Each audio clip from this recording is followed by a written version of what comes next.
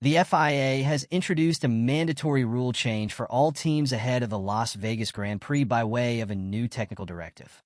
Formula One returns to the United States for the third time this season for this weekend's event, with Max Verstappen knowing a victory under the lights in Nevada would secure a fourth consecutive Drivers' Championship.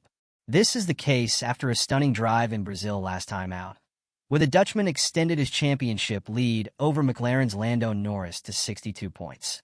Ahead of the weekend's action, though, it has emerged that the FIA has issued a technical directive in an attempt to clamp down on teams exploiting a loophole when it comes to preventing plank wear.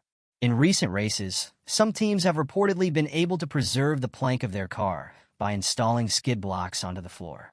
Essentially, this allows them to run their machinery as close to the ground as possible without wearing their plank beyond the 1 millimeter allowance.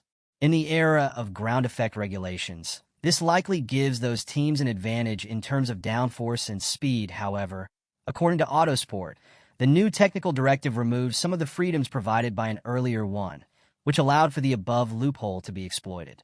Their report also claims that Red Bull were the team to flag the issue to the FIA after the Brazilian GP, voicing concerns over some of their rivals exploiting the loophole.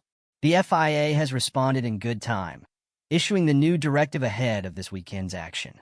Of course, plank wear is a serious consideration for all teams, with any cars that go beyond their 1 millimeter of plank wear allowance facing huge consequences in terms of a penalty.